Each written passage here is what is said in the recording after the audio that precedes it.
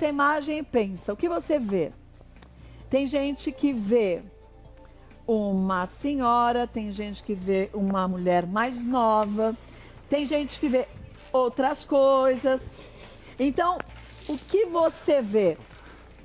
Você sabe que quando a gente vê isso, a gente fala, mas o que é isso? Por que cada um acaba enxergando uma coisa? Isso é uma ilusão de ótica, doutor? Olha, hoje, doutor Leandro Teles, meu grande amigo, mais do que isso, a gente vai falar de algo importante que se baseia bem nisso. Essa ilusão de ótica, será que acontece na vida da gente também? Ou só quando a gente vê cenas assim, né? Primeiro, é um prazer estar aqui, é um prazer estar com você, minha amiga. Tava com saudade da sua eloquência, inteligência, que discurso importante antirracista que você fez, me arrepiou aqui. É triste, como me né? nauseou também as imagens que a gente vê de preconceito, né? Parabéns à Band por trazer saúde mental. Essa imagem interessante, é uma ilusão de ótica, é como a gente mostra que o cérebro ele é meio bugado, né? Nem tudo que a gente vê, ou acha que pensa. A ilusão de ótica, eu sempre falo que é um ato de humildade. Perceber que o cérebro, às vezes, escorrega. Esta é uma imagem de 1915. O cara desenhou um cartunista bem antiga. E ele chamou de minha esposa e minha sogra. Porque você pode ver uma pessoa mais jovem ou pode ver uma idosa. Dá uma olhada, aperta os seus olhos, muda o jeito de olhar. Você vai ver que tem uma idosa no primeiro plano. E num segundo plano pode ser uma jovem colocada olhando para trás. Ele se inspirou numa outra imagem mais antiga, e essa é uma ilusão bem comum, de duas imagens coexistem. E tem estudos que falam que pessoas mais jovens tendem a ver mais a jovem. Pessoas mais velhas tendem a ver mais a idosa. E quem vê as duas está na meia idade. Quem vê as duas é porque tem um cérebro sagaz, hein? Ou tá na meia idade. E tem gente que acha que assim, a gente tem uma dificuldade, às vezes o jovem tem dificuldade de enxergar o idoso. Isso poderia ser um traço até da sociedade, um certo grau de etarismo, dificuldade em visualizar. Outros acham que é porque o jovem vê mais jovem, é por convívio, né? Mas olha que curiosa essa imagem. É curiosa a imagem, mas se a gente imaginar que às vezes as pessoas se enxergam também desse jeito, de um jeito que pode não ser o real, não se enxergam como elas são, como né? elas são de verdade. É o tal do transtorno de imagem. E aí eu acho que a gente vai falar de um assunto muito complicado, porque será que todo mundo tem essa visão real? Até o Alex fez um resumo do assunto e a gente mostra para você agora.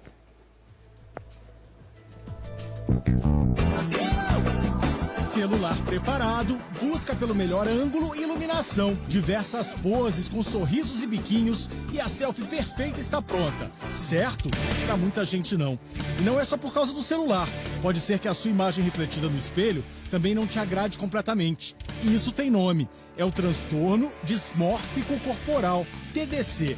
Uma condição que afeta a percepção da aparência física e pode prejudicar a rotina das pessoas. A busca infinita pela aparência perfeita é um transtorno psicológico, em que existe preocupação excessiva pelo corpo, fazendo com que a pessoa sobrevalorize pequenas imperfeições ou imagine essas imperfeições resultando num impacto muito negativo para a sua autoestima, além de afetar sua vida no trabalho, escola e no convívio com amigos e familiares. E pode colocar em risco, inclusive, sua saúde e até sua vida. Acredita-se que o problema atinja cerca de 4 milhões de pessoas na faixa etária de 15 a 30 anos só aqui no Brasil e até 2% da população mundial. O transtorno dismórfico corporal é observado em 5% a 15% dos pacientes de cirurgia estética. A insatisfação com o corpo pode levar a outros problemas, como depressão, distúrbios alimentares e alcoolismo. E esse é o assunto de hoje do Plantão Médico do Melhor da Tarde.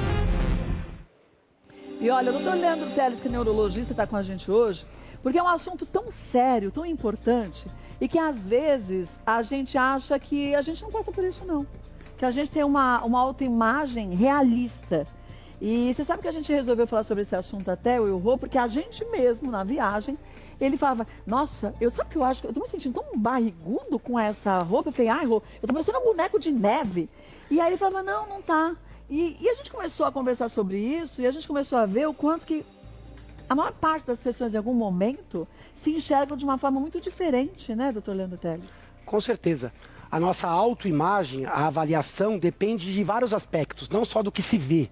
Depende da sua criação, depende do seu estado emocional, depende um pouco desse conceito mais amplo de autoestima.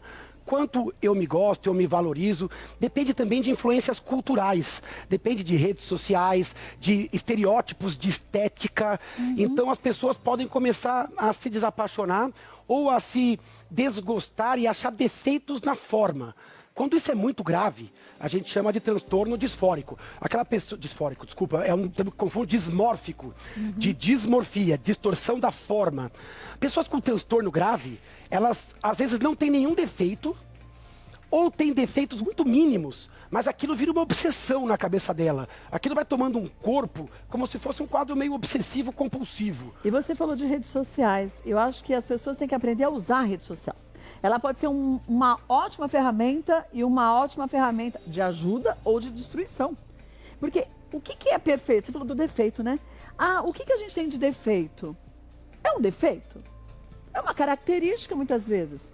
Eu gostaria de ser de tal jeito, mas eu não sou. E fechou, tá ótimo. Estou feliz do jeito que eu tô. Eu acho que é isso, é a gente ver o que é real e o que é uma expectativa surreal, né, doutor? Totalmente. A gente vive hoje um conflito de expectativa, um grau de cobrança absurdo e inalcançável. E o padrão estético também ele é um modelo. Sim. É um modelo que depende de referências, de cultura. As pessoas estão pasteurizadas, buscando aquele nariz, aquela boca, sim, aquele jeito, aquele filtro. E a gente vai se distanciando um pouco daquilo que nos define. Agora, a gente é muito cruel com a gente mesmo. É muito comum que as pessoas se descrevam e se enxerguem aquém do que são. Teve até recentemente uma ação publicitária de um sabonete, eu não vou dizer o nome do sabonete, mas ele fez um negócio interessante. Ele chamou a pessoa e falou assim, olha, eu vou chamar um retratista e você me descreve como é que é a Kátia. Você vai me descrevendo e eu vou desenhar você de acordo com a sua opinião. Eu me enxergo. Olha. Aí eu desenho. Aí depois eu vou desenhar você sem eu estar te vendo, pelo que você acha que você é. Me descreve seu nariz, seu rosto, me descreve. E aí depois ele pegava e desenhava a mesma pessoa pela opinião dos outros. E aí depois no final olhava os dois retratos. E qual era mais parecido? Geralmente a pessoa era muito mais parecida com o que os outros descreviam e ela era mais bonita, era mais alegre, ela era mais proporcional pela visão alheia do que pela própria. Olha que curioso, como a gente se apega a pequenos defeitos, detalhes, e como também a gente é fruto do que plantam na nossa cabeça, na infância, na sociedade. Mas o que a gente permite, depois de adulto, que continue ali sendo plantado, né? Tem que levantar a guarda para a autoestima. É uma ação ativa. Não é passiva. Você precisa fazer esse exercício de se dar valor e de se gostar e buscar adaptações, porque não tem evolução sem algum desconforto. Mas tem limite. Tem que ter um limite. E você sabe que o Rafa foi para as ruas perguntar para as pessoas como elas se enxergam. Quando você olha para o espelho, como você se vê? Vamos ver o que as pessoas disseram? Legal, bem legal.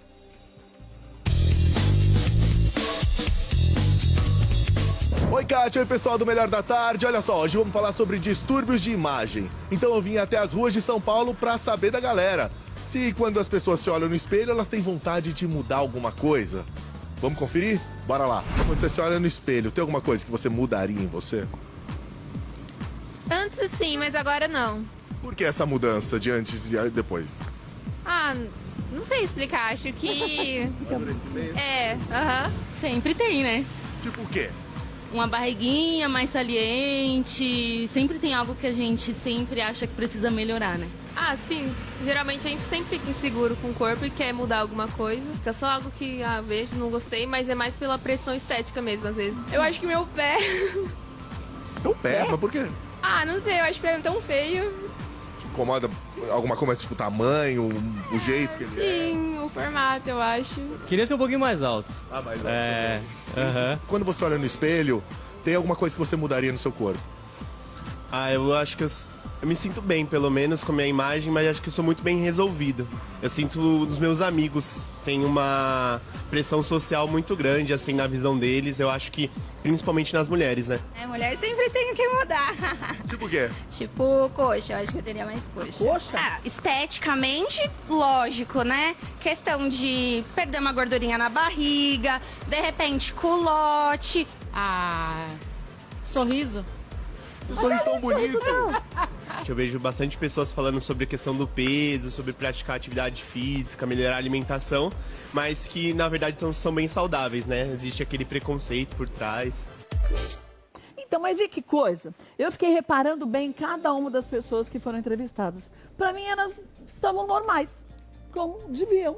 Não é verdade? Você não vê ninguém, eu não vi o pé da moça. Mas que eu imagino, o que pode ser um pé tão tenebroso que você acha que...